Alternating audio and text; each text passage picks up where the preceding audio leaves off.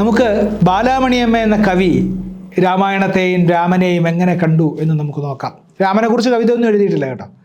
ഞാൻ ആവർത്തിച്ച് പറയട്ടെ, കേരളത്തിലെ പിൽക്കാല കവികൾ രാമനെക്കുറിച്ച് കവിത എഴുതിയിട്ടുള്ളവർ വളരെ ചുരുക്കമാണ് കേട്ടോ. അങ്ങനെ എഴുതിയിട്ടേ ഇല്ല എന്ന് പറയാം. അവരെല്ലാം മറ്റ് സന്ദർഭങ്ങളെക്കുറിച്ചാണ് എഴുതിയിട്ടുള്ളത്. ഇതിൽ വിഭീഷണൻ എന്ന കവിത, ബാലാമണിയമ്മയുടെ കവിതയുണ്ട് വിഭീഷണൻ. ആ കവിതയിലാണ് രാമായണ ബോധ്യങ്ങൾ അതേക്കുറിച്ച് ബാലാമണിയമ്മ പറയുന്നത്. അതിൽ രാമനെ കാണുന്നത് ഇങ്ങനെയാണ്. വിഭീഷണൻ ശത്രുപാളയത്തിലേക്ക് ചെന്ന് രാവണനിൽ നിന്ന് പിരിഞ്ഞ് നേരെ രാമനെ കാണാൻ വേണ്ടി ചെല്ലുകയാണ്. അപ്പോൾ ബാലാമണിയമ്മ പറയുന്നു, മുറുകും ചുണ്ടും വിരിനെറ്റിയും ചെന്താരിൻ്റെ നിറവും കൃശാംഗവും ചാർത്തിയ മാന്തോലുമായി ഓരുന്നേ നിന്നും പുലർകാന്തി പാളുമാ കൺകൾ പോരുമേ നേരാം വഴി കാട്ടുവാൻ അവയാർക്കും എന്ന് വിഭീഷണൻ്റെ കാഴ്ച. വിഭീഷണൻ കാണുമ്പോൾ മുറുകും ചുണ്ടിങ്ങനെ മുറുക്കെന്ന് പറഞ്ഞാൽ വെറ്റമുറുക്കല്ല കേട്ടോ, ചുണ്ടിങ്ങനെ അടച്ചു വെച്ചു എന്നാണ്. മുറുകും ചുണ്ടും വിരി നെറ്റിയും, വളരെ വീതി കൂടിയ നെറ്റിയും, ചെന്താരിൻ്റെ നിറവും, ചുവന്ന താമരപ്പൂവിൻ്റെ നിറവും, ചുവന്ന പൂവിൻ്റെ നിറവും, കൃശാംഗവും, ഒട്ടും തടിയില്ലാത്ത ആളായിരുന്നു എന്നാണ്. ചാർത്തിയ മാന്തോലുമായി, മാന്തോലുടുത്തിട്ട് ദൂരെ നിന്നും പുലർകാന്തി പാളുമാ കൺകൾ, പ്രഭാതത്തിൻ്റെ കാന്തിയുള്ള കൺകൾ, അതീവ ശാന്തമായി നോക്കുന്ന കൺകളോടുകൂടി രാമൻ ഇരിക്കുന്നു. നേർവഴി കാട്ടാൻ ആർക്കും അദ്ദേഹത്തെ സമീപിക്കാം, നേർവഴി കാണാൻ എന്ന് പറഞ്ഞിട്ടാണ് അത് തുടങ്ങുന്നത്. എന്നിട്ട് രാമൻ എന്തിന് താൻ രാമനോടൊപ്പം ചേരുന്നു എന്നൊരു ചോദ്യമുണ്ട്. എന്തിന് താൻ രാമനോടൊപ്പം ചേരുന്നു? വിഭീഷണൻ ഭീകരനായ ഒരു ഒറ്റുകാരനായിരുന്നു, ഒരു അഞ്ചാം പത്തിയായിരുന്നു എന്ന് കുട്ടിക്കൃഷ്ണന്മാരാർ സമർത്ഥിക്കുന്നുണ്ട് കേട്ടോ. ഒരു കാരണവശാലും വിശ്വസിക്കാൻ കൊള്ളില്ല ഇങ്ങനെയുള്ള ആളുകളെ എന്ന് പറയാൻ അദ്ദേഹം ഉപയോഗിക്കുന്നുണ്ട് അത്. പക്ഷേ ഒരു ഒറ്റുകാരൻ്റെ വേഷമല്ല തനിക്ക് എന്ന് പറയാൻ വിഭീഷണൻ രാമനെ ആധാരത്തിൽ പ്രതിഷ്ഠിച്ചുകൊണ്ടാണ് അത് നടത്തുന്നത്. ഇങ്ങനെയാണത്: മൽക്കുലരഹസ്യങ്ങൾ, തദ്വിജയോപായങ്ങൾ, മാന്ത്രിക പ്രയോഗങ്ങൾ തോഴരെ ഗ്രഹിപ്പിച്ചേൻ. ശ്രീരാമനെ ഇതെല്ലാം ഗ്രഹിപ്പിച്ചു. അയാളുടെ കുലത്തിൻ്റെ രഹസ്യങ്ങൾ, അവിടുത്തെ മാന്ത്രിക വിദ്യകൾ, ജയിക്കാനുള്ള ഉപായങ്ങളൊക്കെ പറഞ്ഞു കൊടുത്തു. എന്നിട്ട് അതിൻ്റെ കാരണമായിട്ട് വിഭീഷണൻ പറയുന്നത്, ധർമ്മരക്ഷയ്ക്കേ രാമൻ വില്ലെടുക്കുന്നു, മായാ കർമ്മശക്തിയിൽ അതിന് തോൽവി പറ്റരുതല്ലോ. രാമൻ വില്ലെടുക്കുന്നതിന് ധർമ്മശക്തി പുലർത്താൻ വേണ്ടിയിട്ടാണ്. രാവണൻ്റെ മായാശക്തി കൊണ്ടത് തോൽക്കരുത് എന്നുള്ളത് കൊണ്ടാണ് ഞാനത് പറഞ്ഞത് എന്ന് പറയുന്നു. അങ്ങനെ ഇരിക്കെ യുദ്ധം കഴിഞ്ഞ് സീതയുടെ വരവായി.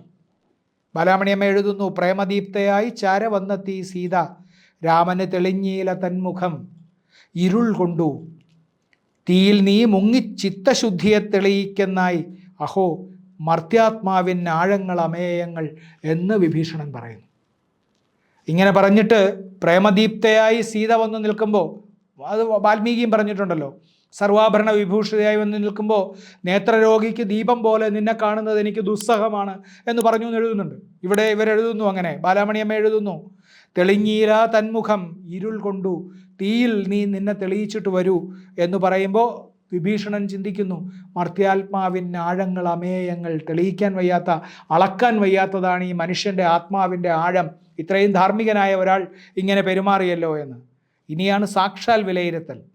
എൻ മനസ്സിലോ മിന്നൽ പിണരുന്നപ്പോൾ പാളി, ധർമ്മവും അധർമ്മത്തെ പോലെ നിർദ്ദയമാവാം എന്നാണ്. എൻ്റെ മനസ്സിലൊരു മിന്നലുണ്ടായി, ധർമ്മം ചിലപ്പോൾ അധർമ്മത്തേക്കാൾ ദയവില്ലാത്തതായി തീരും എന്നെനിക്ക് മനസ്സിലായി എന്നാണ് ഈ സന്ദർഭത്തിൽ. സീതയുടെ ഈ ദുര്യോഗത്തിൽ എനിക്കങ്ങനെ മനസ്സിലായി എന്നാണ്. ഇത് ഒരു സാധാരണ പ്രസ്താവനയായിട്ട് നമുക്ക് കണ്ടുകൂടാ, ഒരസാധാരണ പ്രസ്താവനയാണ്. ധർമ്മവും ചില സന്ദർഭങ്ങളിൽ അധർമ്മത്തേക്കാൾ ദുർനയമായിട്ടുള്ള, ഏറ്റവും നയരഹിതമായിട്ടുള്ള, വിരൂപമായ നയമായി മാറാം എന്നതിൻ്റെ ആ വിലയിരുത്തൽ നമ്മൾ ചെറുതാക്കി കണ്ടുകൂടാ. ഇത് കഴിഞ്ഞിട്ട് സീതയെ ഉപേക്ഷിച്ചത് പിന്നീട് വിഭീഷണൻ പറഞ്ഞു കേൾക്കുന്നതാണ്. ഓതിനാൾ പിന്നീടേതോ വഴി യാത്രക്കാർ, കാട്ടിൽ സീതയെ തള്ളി രാമൻ, നാട്ടുകാർ പഴിക്കയാൽ യാതനയേകി തുലോമക്കഥ, മനുഷ്യൻ്റെ നീതി നിഷ്ഠുരം, നൂനം ഏതനീതിയെക്കാളും എന്നാണ്. യാതനയേകി തുലോമക്കഥ, മനുഷ്യൻ്റെ നീതി നിഷ്ഠുരം, നൂനം ഏതനീതിയെക്കാളും. വിഭീഷണൻ പറഞ്ഞു കേൾക്കുന്നു, സീതയെ കാട്ടിൽ ഉപേക്ഷിച്ചു എന്ന് ആരോ വഴിയാത്രക്കാർ പറഞ്ഞു കേൾക്കുന്നു. അപ്പോൾ അയാൾ പറയുന്നു, നീതി നിഷ്ഠുരമാണ്, നീതിക്ക് ദയവില്ല, അത് ഏതനീതിയെക്കാളും ദുഷ്കരമാണ് എന്ന് നേരത്തെ പറഞ്ഞതിൻ്റെ തുടർച്ചയായി പറയുന്നു. എന്നിട്ട് അതിൻ്റെ സൂത്രവാക്യമായി ഈ നിഷ്ഠുരമായ നീതിയുടെ അസിധാര വാൾ എങ്ങനെയാണ് സ്ത്രീയുടെ മേൽ പതിക്കുന്നത് എന്ന് പറഞ്ഞിട്ടാണ് ബാലാമണിയമ്മ അത് ഉപസംഹരിക്കുന്നത്. അതിങ്ങനെയാണ്: ഈ മനുഷ്യരിൽ ഏതൊരാളിലും കാൺമു ഞാനൻ രാമനെ, പ്രജ്ഞാർജിത സംസ്കാര പ്രതീകത്തെ, പ്രേമത്തെ ഖഡ്ഗത്തെ പോലുറയിൽ സൂക്ഷിപ്പോനെ. പ്രേമത്തെ വാള് പോലെ ഉറയിലാണ് സൂക്ഷിച്ചിരിക്കുന്നത്, പുറത്തെടുത്തിട്ടില്ല കേട്ടോ. ഉറയിൽ സൂക്ഷിപ്പോനെ, പേരിനെ പാർ ചുറ്റുന്ന പേരിനെ തേടുന്നോനെ. തൻ്റെ പേരാണ് പ്രധാനം, തൻ്റെ ആഭിജാത്യം, തൻ്റെ പേര്, അതിന് കളങ്കമേൽക്കാൻ പാടില്ല എന്ന് തൻ്റെ പേരിനെ മാത്രം തേടുന്നു. ഈ മണ്ണിലെങ്ങും കേൾപ്പേൻ ധർമ്മയുദ്ധത്തിനുന്നും രാമൻ്റെ അമ്പിൻ ചീറ്റൽ. എല്ലാ സ്ഥലത്തും രാമൻ്റെ അമ്പിൻ്റെ ചീറ്റൽ അധർമ്മത്തിനെതിരെ ഞാൻ കേൾക്കുന്നു. അതെവിടെ കേൾക്കാം എന്നാണ് പറയുന്നത്. അതാണ് എൻ്റെ ഏറ്റവും പ്രധാനപ്പെട്ട കാര്യം. അണുബോംബിലും കൂടി കേൾക്കുന്നു എന്നാണ്. കാലമേ പരാജിതമാമോ നിൻ പരീക്ഷണശാലയിൽ ധിഷണയും പണ്ട് ഹൃത്തിനെ പോലെ എന്നാണ്. അല്ലയോ കാലമേ, നിൻ്റെ പരീക്ഷണശാലയിൽ ഈ ധിഷണ, ഈ ജ്ഞാനത്തിന് വേണ്ടിയുള്ള അന്വേഷണം പരാജയപ്പെട്ടു പോയോ എന്ന് ചോദിച്ചാണ് ബാലാമണിയമ്മ അത് അവസാനിപ്പിക്കുന്നത്. മലയാളത്തിൽ ഒരു പക്ഷേ നമ്മളിതൊന്നും ശ്രദ്ധിച്ചിട്ടുണ്ടാവാൻ വഴിയില്ല.